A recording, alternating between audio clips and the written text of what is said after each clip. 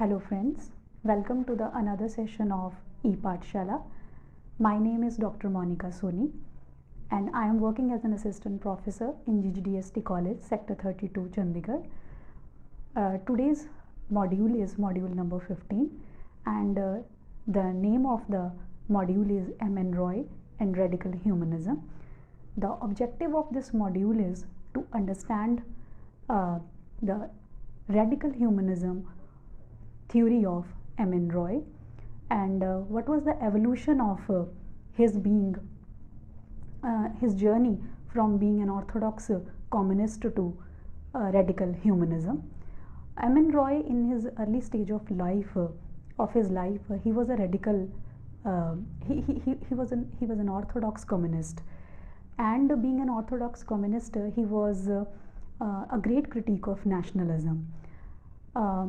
But in the later part of his life, he gave his theory of radical humanism or a new humanism, and he believed that the whole of the humanity should be, organized into one confederation based on human values and fraternity.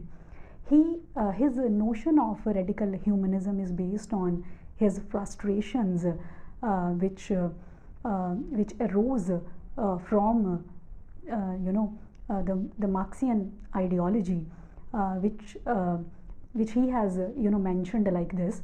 He was a critique of the revolution concept of Marxism, and he said that true and a long-lasting revolution can be established only with the eradication of party system and the decentralization of powers. But he had seen just the opposite of it in Russia.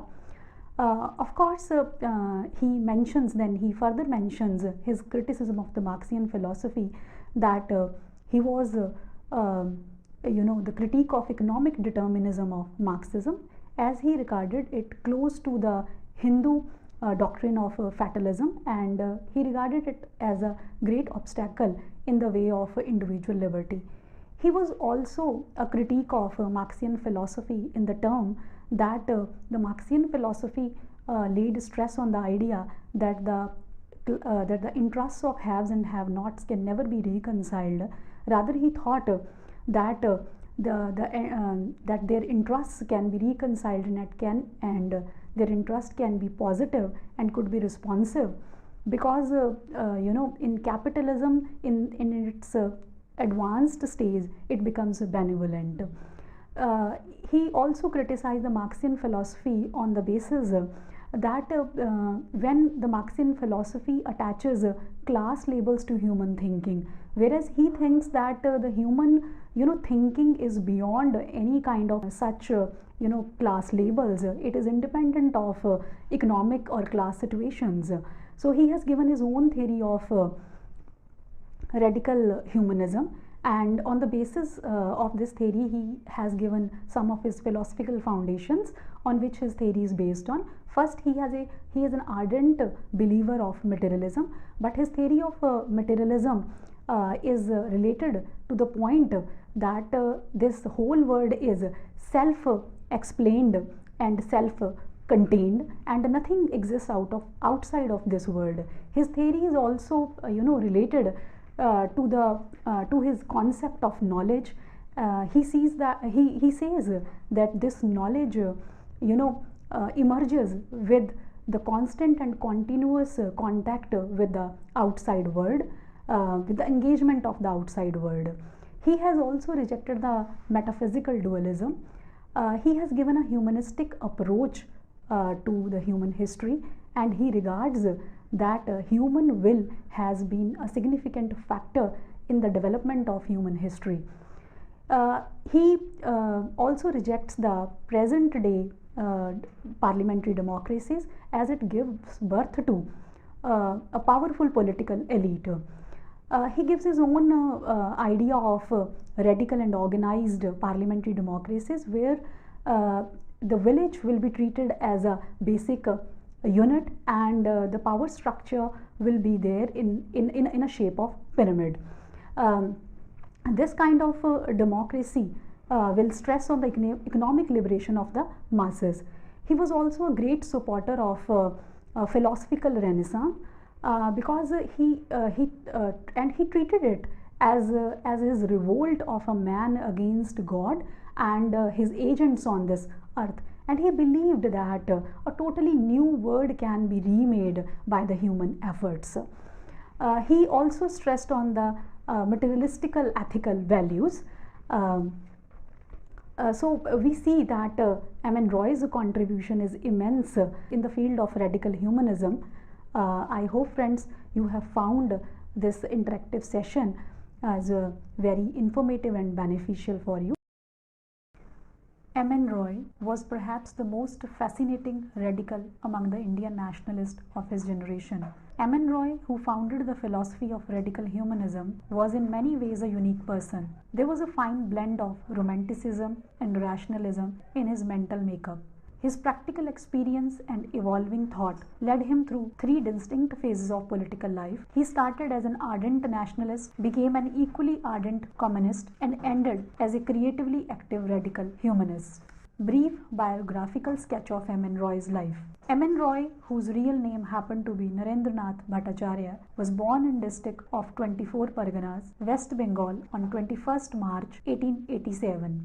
At the age of 12, he joined the revolutionary movement in Bengal led by Sri Aurobindo Ghosh, Jatin Mukherjee and others, and played a prominent role, having escaped imprisonment several times. During the World War I, he left this country in search of arms and ammunition to overthrow the British rule. Several such attempts having failed, at last Narendranath went to America via Japan and China and lived for some time with Lala Lajpat Rai. There he changed his name to Manabendranath Roy and became attracted towards radical views. His interest in Marxism also developed during this time. After a few years, Roy came back to India and went in for a term of 6 years rigorous imprisonment, mostly spent in solitary confinement. This period was, in a sense, most fruitful in literary activities, his major philosophical works having been written during this time. In 1936, Roy came out of jail, joined the Congress, and till the beginning of the Second World War fought vigorously for the activation of the primary Congress committees with the famous slogan of "Power for the People." On the issue of the participation in the anti-fascist war, he broke away from the Congress and formed the Radical Democratic Party. In 1946, Roy came out with his philosophy of New Humanism, which had been taking shape in his mind for a long time. Partyless politics being its natural implication, the RDP was dissolved in 1948. Since then, Roy had been developing his ideas and trying to give a practical shape to the humanist movement in this country. M.N. Roy's place in Indian tradition. It is frequently believed that the Indian philosophical tradition is predominantly spiritualistic and that the belief in God constitutes its most important element. In fact, ancient Indians must be credited with producing the most extensive atheistic and rationalistic literature in the world. The authors of this literature had advanced varied theories and arguments against the existence of God. Undoubtedly, the most important of them was the doctrine of nature. With this doctrine, they could counter the doctrine of God very effectively. The doctrine of nature received its most characteristic treatment in the Samakhya philosophy, which once enjoyed tremendous prestige in the country. Centuries later, M.N. Roy revived that tradition. Basically, his philosophy of New Humanism is the Samkhya doctrine of nature enriched by modern science. Roy took up the later, established this universe is autodynamic because it has vajas of or energy as one of its constituents, and that threads where the Samkhya-vadins left. He believed that man too is self-sufficient and autodynamic. It means that man has inherited from nature all the basic gunas which he needs for making his own destiny.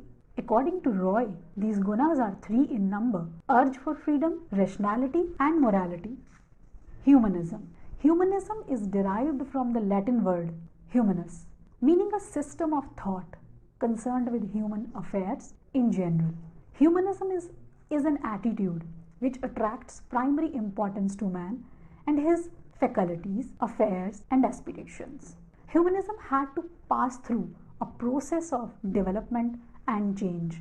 but its main idea was that man must remain the supreme being.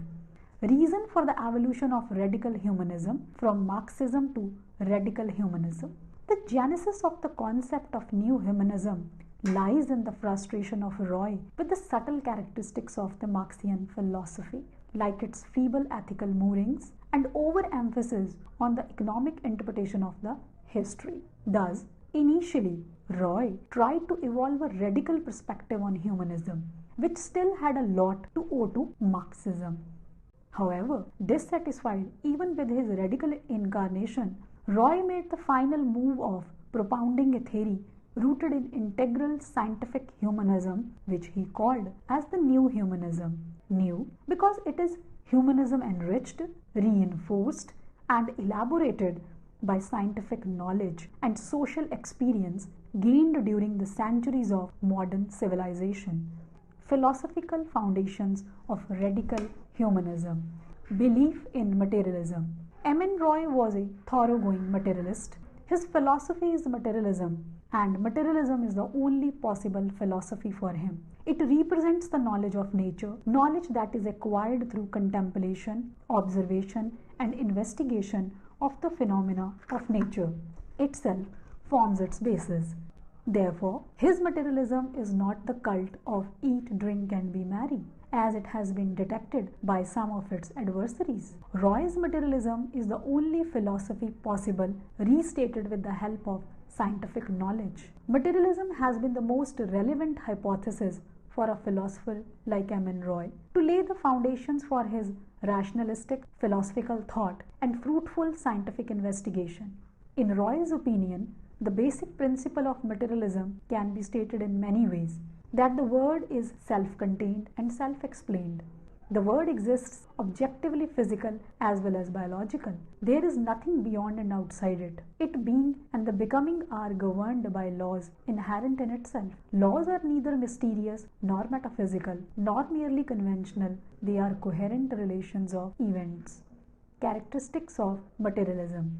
The distinguishing feature of materialism is that it is not a closed system like all the other schools of philosophy. It is not a dogma. It is a method of approaching nature, history, society in all its diverse departments. In short, life as a whole. Indeed, in the narrow and speculative sense, materialism liquidates philosophy inasmuch as it declares that there cannot be an end to the process of acquiring knowledge.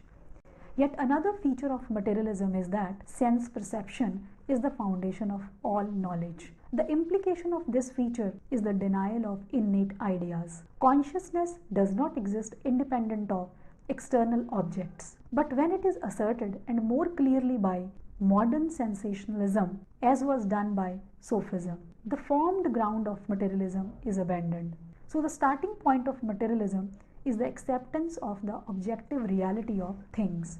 Belief in knowledge. According to M.N. Roy, knowing is an act of mind. Knowledge, however, is not identical with thought. Thought is mind's inherent property, whereas knowledge is acquired from outside. One is inherent while the other is acquired from outside. Sensations are bodily events. They are causally connected with the external world.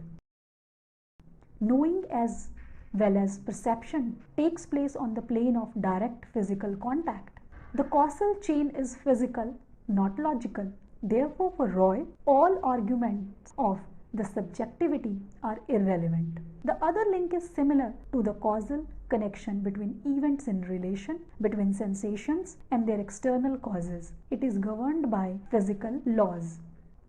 In the opinion of M.N. Roy, cognition is not a tacit perception or recording of messages from the external world. The messages are stimuli. Cognition is an intelligent reaction to them. Knowledge is not a mere conglomeration of messages received at random. For Roy, knowledge results from the constant and continuous reference of percepts of their external sources. Rejection of metaphysical dualism. Thus, M.N. Roy rules out all sorts of metaphysical dualism which divides the world into two separate realisms, material and spiritual. Metaphysical dualism also divides man into two entities. It also gives rise to dualistic psychology and dualistic ethics. This dualism has always been a refuge for supernatural religion. However, man can be made spiritually free only through abolishing the supernatural. True spiritual freedom, according to M. N. Roy, doesn't mean the freedom to choose from among many religions. It means the freedom of the human spirit from the tyranny of all of them. Roy was also of the view that materialism does not amount to taking a sheer hedonistic view of life. It consists in claiming the primacy of matter over the mind. Roy's New Humanism, 22 Theses on Radical Democracy. New Humanism is the name given by Roy to the new philosophy of revolution, which he developed in the later part of his life. This philosophy has been summarized by Roy in the 22 Theses and elaborated in his New Humanism, a manifesto. New Humanism, as presented in the 22 Theses, has both a critical and a constructive aspect. Basic tenets of New Humanism. According to Roy, the central idea of 22 Theses is that political philosophy must start from the basic idea that the individual is prior to society and freedom can be enjoyed only by individuals. Quest for freedom and search for truth, according to Roy, constitute the basic urge of human progress. The purpose of all rational human endeavor, individual as well as collective, is attainment of freedom in ever increasing measure. The amount of freedom available to the individuals is the measure of social progress. Humanist interpretation of history. In his humanist interpretation of history, presented in Theses 4, 5 and 6, Roy gives an important place to human will as a determining factor in history and emphasizes the role of ideas in the process of social evolution. Formation of ideas is, according to Roy, a physiological process, but once formed, ideas exist by themselves and are governed by their own laws. The dynamics of ideas runs parallel to the process of social evolution, and both of them influence each other. Inadequacies of communism. Roy's criticism of communism, contained in Theses 7 to 11, is based mainly on the experience of the former Soviet Union, particularly the discrepancy between the ideal and the reality of the socialist order. According to Roy, freedom does not necessarily follow from the capture of political power in the name of the oppressed and the exploited classes, and abolition of private property in the means of production.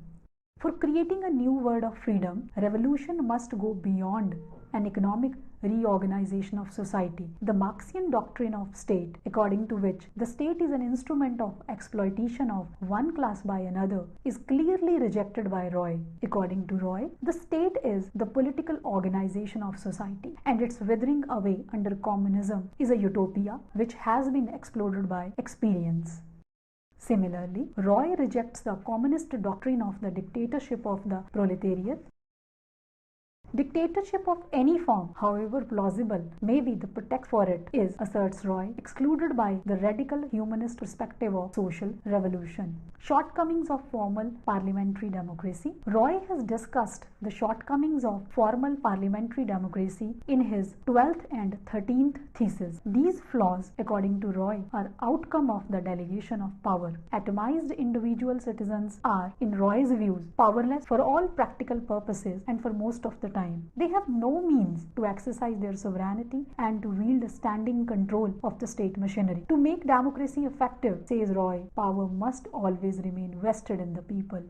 Radical democracy. Thus, Roy's ideal of radical democracy, as outlined in Theses 14 to 22, consists of a highly decentralized democracy based on a network of people's committees through which citizens wield a standing democratic control over the state.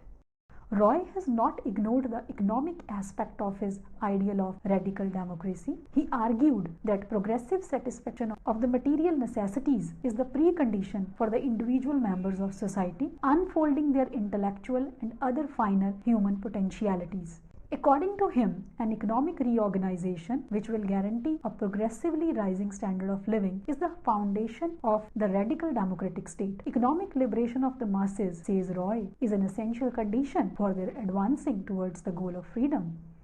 the ideal of radical democracy will be attained, according to Roy. Through the collective efforts of mentally free men, united and determined for creating a world of freedom, they will function as the guides, friends, and philosophers of the people rather than as their would-be rulers. Consistent with the goal of freedom, the political practice will be rational and therefore ethical. Roy categorically asserts that a social renaissance can come only through determined and widespread endeavor to educate the people as regards the principles of freedom and rational cooperative living. Social revolution, according to Roy, requires a rapidly increasing number of men of the new renaissance and a rapidly expanding system of people's committees and an organic combination of both. The program of revolution will similarly be based on the principles of freedom, reason, and social harmony. As pointed out by Roy himself in his preface to the second edition of the New Humanism, a manifesto, though New Humanism has been presented in the 22 theses and the manifesto as a political philosophy, it is meant to be a complete system. Because of being based on the ever-expanding totality of scientific knowledge, New Humanism cannot be a closed system. It will not be, says Roy, a dogmatic system claiming finality and infallibility. Philosophical revolution or renaissance. It is obvious from the foregoing that Roy was a great supporter of philosophical revolution or renaissance, and he has given a central place to it in his radical humanism. Roy was an admirer of European Renaissance and drew inspiration from it. For him, the Renaissance was the revolt of man against God and his agents on this earth. According to Roy, the Renaissance heralded the modern civilization and the philosophy of freedom. He strongly believed that India too needed a Renaissance on rationalist and humanist lines. According to him, this was a necessary condition for democracy to function in a proper manner. He believed that a new Renaissance based on rationalism and cosmopolitan humanism was essential for democracy to be realized. According to Roy, a philosophical revolution must precede a social revolution. He was opposed to blind faith and superstitions of all kinds and supported rationalism. As a physical realist, he rejected all supernatural entities like God and soul. Similarly, he was opposed to fatalism and the doctrine of karma. He rejected the religious mode of thinking and advocated a scientific outlook and a secular morality. As noted earlier, he was in favor of delinking philosophy with religion and associating it closely with science. He believed that science would ultimately liquidate religion. According to Roy, a revolutionary is one who has got the idea that the world can be remade, made better than it is today. But it was not created by a supernatural power and therefore could be remade by human efforts. Further, according to Roy, the idea of improving upon the creation of God can never occur to God-fearing. We can conceive of the idea only when we know that all gods are our own creation and we can dispose whomsoever we have enthroned. Roy's critical approach towards religion comes out very clearly in the preface of his book India's Message, where he asserts that a criticism of religious thought and a searching analysis of traditional beliefs and the time-honored dogmas of religion is essential for the belated Renaissance of India. According to Roy, a critical examination of what is cherished as India's cultural heritage will enable the Indian people to cast off the chilly grip of a dead past. It will embolden them to face the ugly realities of a living present and look forward to a better, brighter, and pleasant future. Thus, Roy was opposed to an uncritical and vain glorification of India's so-called spiritual heritage. However, he didn't stand for a wholesale rejection of ancient Indian thought either. He favored a rational and critical approach towards ancient traditions and thought. Roy believed that the object of European Renaissance was to rescue the positive contributions of ancient European civilization which were lying buried in the Middle Ages owing to the dominance of the Church. Roy had something similar in his mind about India. According to him, one of the tasks of the Renaissance movement should be to rescue the positive outcome and abiding contributions of ancient thought, contributions which, just like the contribution of Greek sages, are lying in ruins under the decayed structure of the Brahmanical society, the tradition of which is erroneously celebrated as the Indian civilization.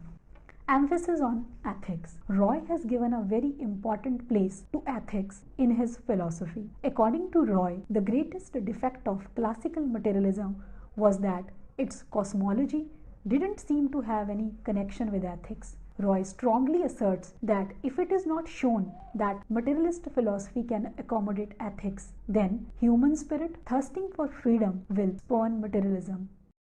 In Roy's view, materialistic ethics is not only possible but also the noblest form of morality. Roy links morality with human beings' innate rationality. Human beings are moral, according to Roy, because they are rational.